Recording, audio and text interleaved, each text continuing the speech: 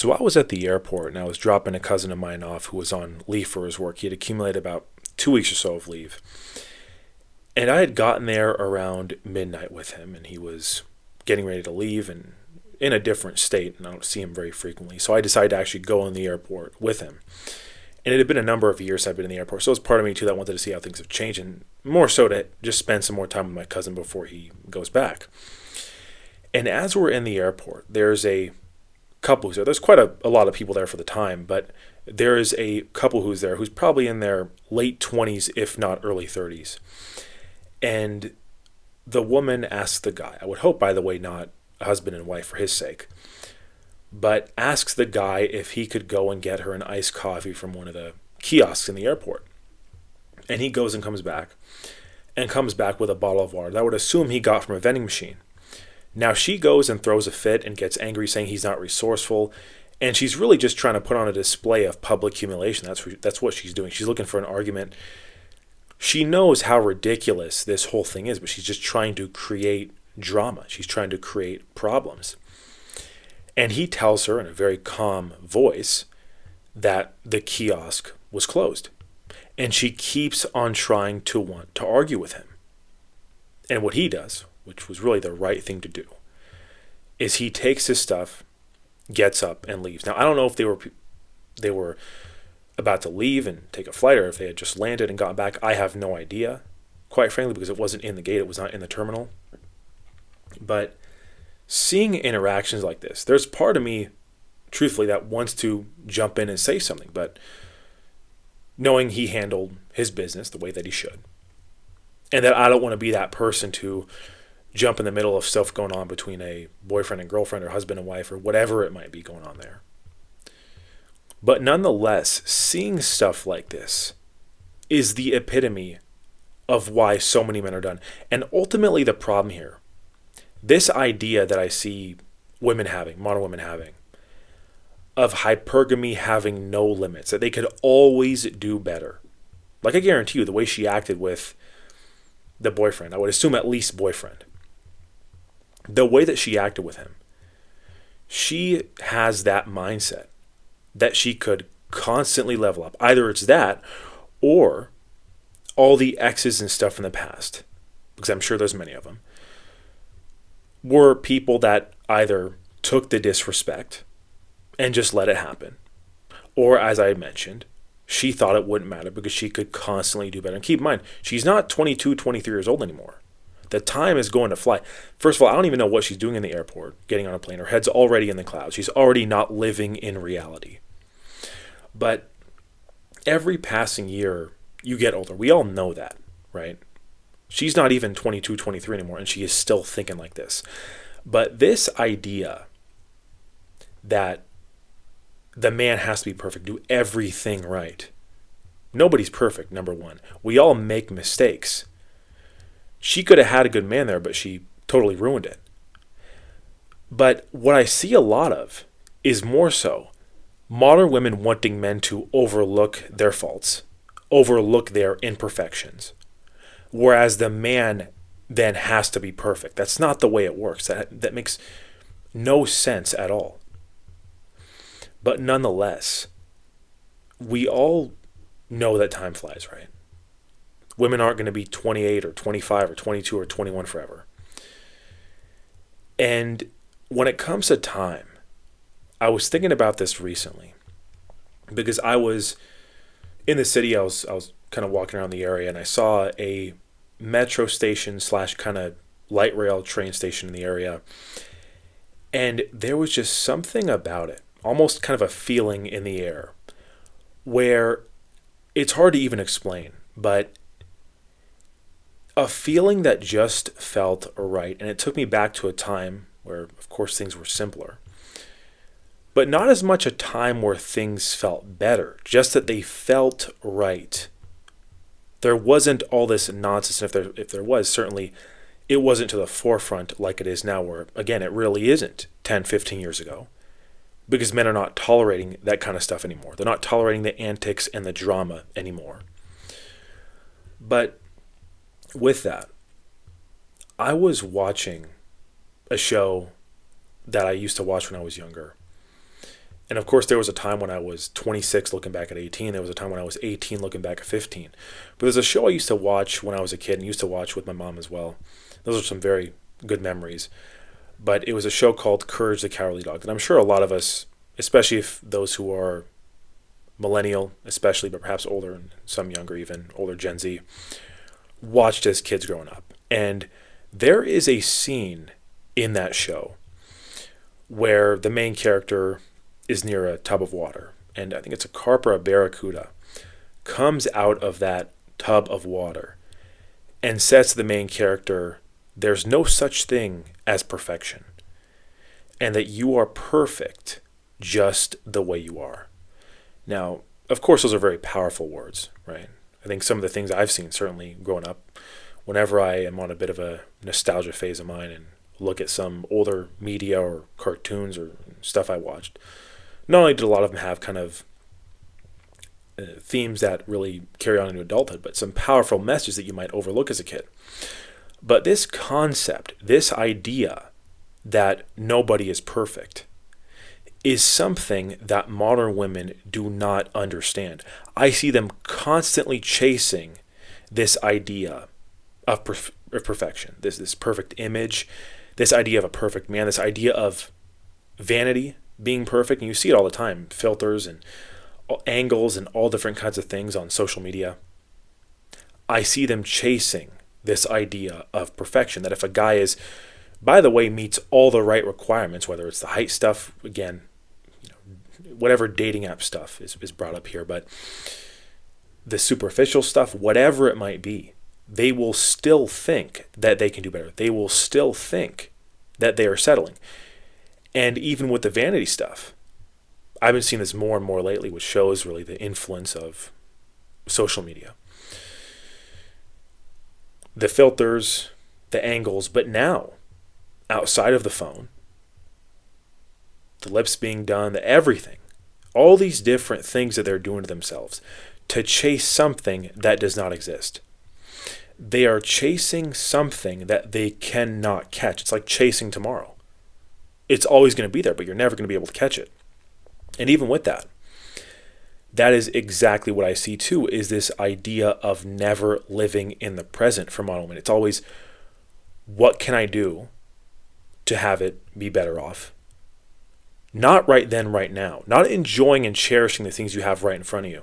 Like I mentioned, the simple days of the first time being in the passenger seat with your father growing up perhaps, or the first time watching a cartoon or at a birthday party, whatever it might be.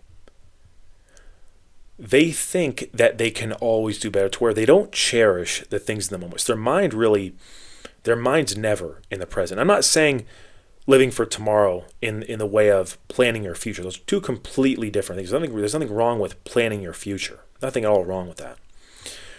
But this mindset of always doing better, not appreciating the things that are right in front of you, which are more than good enough, thinking they can always do better, is a big, big problem.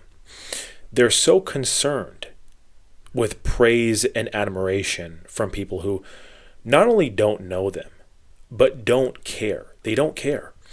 And the only times I've seen men have this mindset, because it's very common that I see, but one among women, modern women, but the only times that I've seen men with this mentality are those who are either just generally inexperienced in life, perhaps naive, or those that maybe